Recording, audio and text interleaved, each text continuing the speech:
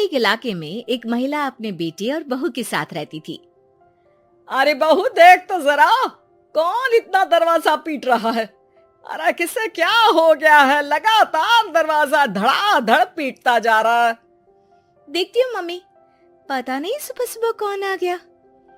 बहू दरवाजा खोलती है तो देखती है कि बाहर एक लड़का खड़ा था, थोड़ा गुस्से में था। अरे मैडम, आपकी ऑनलाइन शॉपिंग ने परेशान कर रखा है। बार बार आप अपना सामान वापस लौटाती हैं। कभी एक बार में सामान आता ही नहीं। अरे कैसे बात कर रहे हो? मैं कंपनी को फोन करती हूँ, तुम्हें नहीं आना तो मत आओ, कोई और आ जाएगा। इसमें गुस्सा होने वाली कौन सी बात है? अरे बहू क्या हुआ? किससे बहस हो रही है? कुछ नहीं मम्मी, वो ऑनलाइन वाला लड़का आया है, उसी से बात कर रही हूँ। देखो भैया, ये सामान वापस नहीं लेना है तो मत लो, लेकिन हंगामा मत करो। अरे कोई बात नहीं, लाओ आप पैकेट। मेरा तो ये काम ही है, बस थोड़ा गुस्सा आ गया था। बहू अंदर जाती है और पैकेट लेकर बाहर आती है, लेकिन तब तक लड़का वापस जा चुका था। बहू को समझ में नहीं आया कि हुआ क्या। वो अंदर जाती है तो किचन में काम में लग जाती है। अरे बहू, तुम्हें ऑफिस नहीं जाना क्या? कितनी देर हो गई? किचन से आवाज आती है।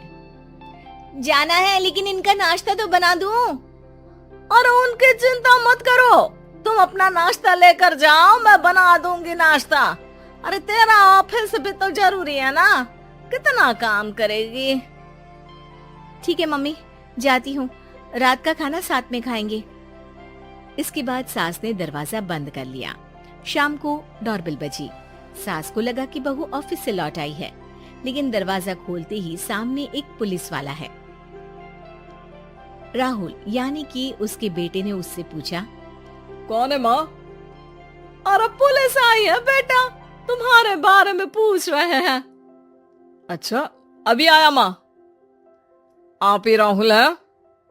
हाँ जी, मैं ही राहुल हूँ। आपकी पत्नी का नाम विनीता है?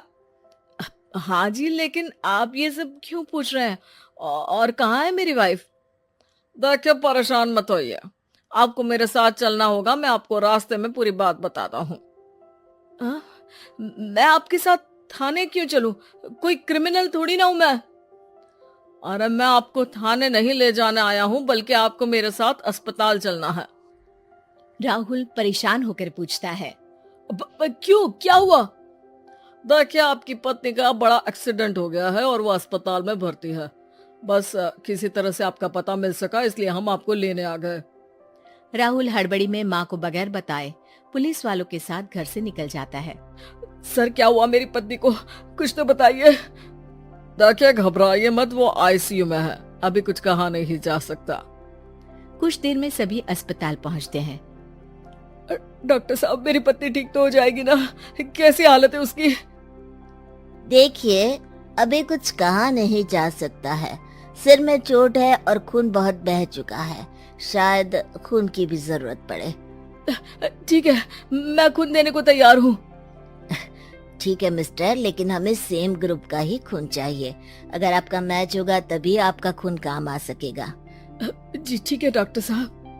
तब तक राहुल की माँ भी अपने एक पड़ोसी के साथ अस्पताल पहुँच चुकी थी। अरे बेटा, क्या हुआ? बहुरी कैसी है? माँ, कुछ कहा नहीं जा सकता। अरे बेटा, परेशान मत हो। अरे बहू को कुछ नहीं होगा, वो दिल की बहुत अच्छी है। माँ बेटे बैठे हुए इंतजार कर रहे हैं। सर, आपका ब्लड मैच नहीं हो रहा है और ब्लड हमें अभी चाहिए। अरे बेटा, डॉक्टर साहब से बोलो ना, मेरा ब्लड ले ले। अरे माँ, आपकी उम्र हो चुकी है, आपका खून कैसे ले सकते हैं? अरे बेटा, वो बहू कम मेरी बेटी ज्यादा है। उसने दिन रात एक करके इस घर को एक डोर में बांधा हुआ है। अगर वो डोर टूट गई ना, तो मैं अपने खून का क्या करूंगी? राहुल की आंख में भी आंसू आ जाते हैं। ठीक है डॉक्टर साहब, माँ का भी ब्लड टेस्ट कर लीजिए। अगर मैच हो गया तो ठीक है, नहीं तो किसी और को फोन करता हूँ। डॉक्टर ने तुरंत ब्लड सैंपल लेकर भेज दिया।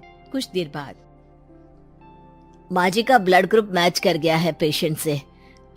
माँ जी तैयार है ना? माँ, क्या सोच रही हो?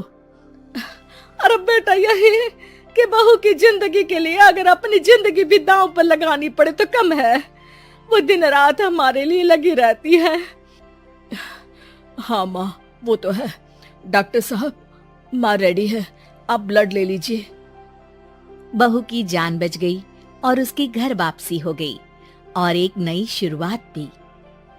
अरे विनीता, नाश्ता तैयार हो गया? जी हाँ, और मम्मी का भी।